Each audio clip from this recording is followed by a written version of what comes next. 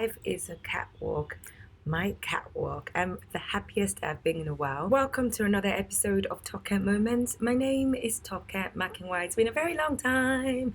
I'm literally just sitting in my hotel room in Monaco, having a glass of champagne, and of course, just looking out the most beautiful view ever. I mean, I'm trying to see if I can show you guys, but I'm recording on my laptop, so it's a bit of I'm going to take a picture, and of course, I would upload the picture in between this video so you guys can see it.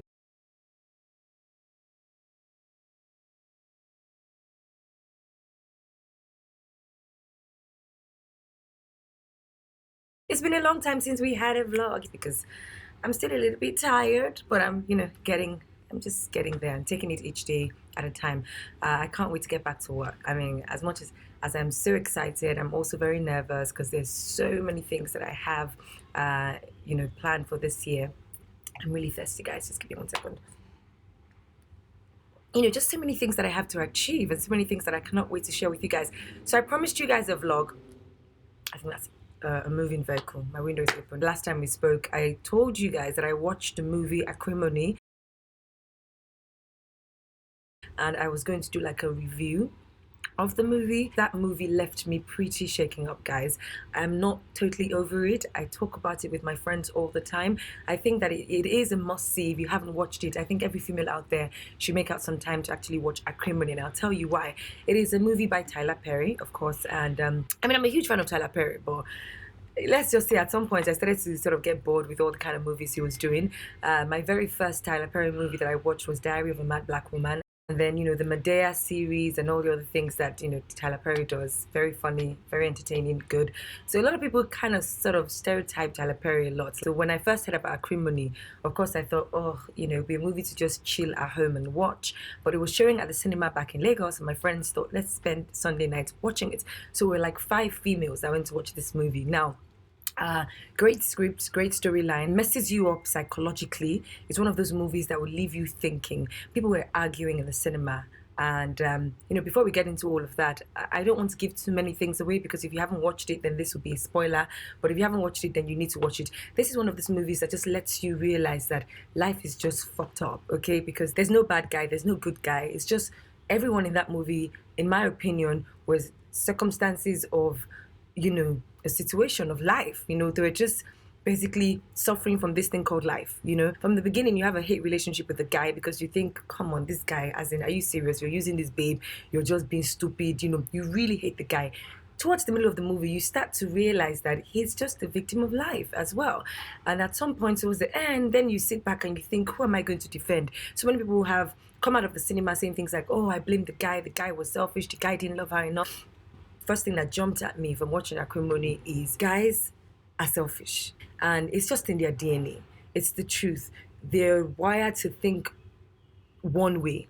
We women are a bit more emotional, and we can sort of think in different ways. And this is no disrespect to the guys, but if you're going to be honest with yourselves, we have them in our lives as our fathers, as our brothers, as our friends. Men are selfish. That's just what it is. I feel like, even if the guy was a victim of life and, things weren't working out for him and he was lucky enough to have this girl who was well-to-do, I very much feel that he could have done more. The dreams he shared with her, this is very important. You see, all that, when I get rich, I'm going to buy a yacht, we're going to live on a penthouse, I'm going to name the boat after you, I'm just going to basically give you the world.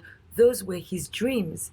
The guy never, for once, asked her what she wanted. She was just a passenger in his life. I mean, she dropped out of school, she became a secretary. He was so selfish about his goals, so selfish about his dreams, pursued those dreams, acted like nothing else mattered. You were married to someone, and in that time, you didn't even take the time to realize that she was aging from carrying the burden of taking care of you as she was taking care of herself. 18 years of supporting you, 18 years of working 3 jobs while you sat at home every single day working on this dream. There's nothing wrong with working on your dream or believing in your dream, but I also feel like as a man, if you have those dreams, you could definitely get a job during the day and work on your dreams at night. Number 2, I feel like she enabled him, and this is where a lot of females need to learn, because I've also been a victim of such things. I've had past relationships where I feel like, showing the guy that you're really a hustler and your ride or die is really what makes the guy look at you differently and stay with you. Newsflash, it doesn't really work that way. She enabled the guy. The time the guy was sitting at home and she working 3 jobs to make sure his dream will come true, she could have told him to get a job. While he lost his scholarship, she shouldn't have paid for it. I'm sorry. If she didn't have the money, he would have found the money any which ways. And that is one lesson that we females need to learn. Stop trying to be Superman, superhero. There's no gold medal at the end of the rainbow for the woman who fought the hardest, for the woman who supported her husband the most, for the one who thought that she's a ride or die chick. There's certain people that will tell you from experience that you ride and die. At the end of the day, the wheels will come off and you're not on. Let men do what they're put on this earth to do. Look, the moment you begin to enable a man, you think you're helping him, but you're making him lazy. I was in one relationship where, the guy didn't live in the same town as I did, and he would come to town and I'll be quick to want to take a Uber and let my driver take the guy around town.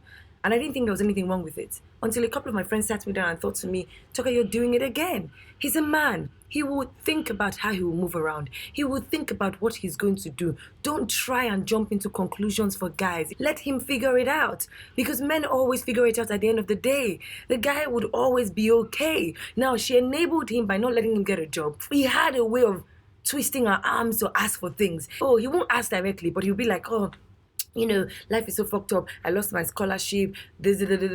And she feels like she's supposed to be on this earth to serve this man. So therefore, let her just pay for it, because even when he gets his scholarship, then he will get a job. Newsflash, he got the scholarship. He refused to tell her that he had committed a crime at some point and he couldn't get a job. She now started working 3-4 jobs to make sure that the guy was good, while he sat home all day working on this battery. People have said things like, oh, he didn't love her enough. I don't think that's the case. I feel like he loved her. He loved her the best way he knew how to love her.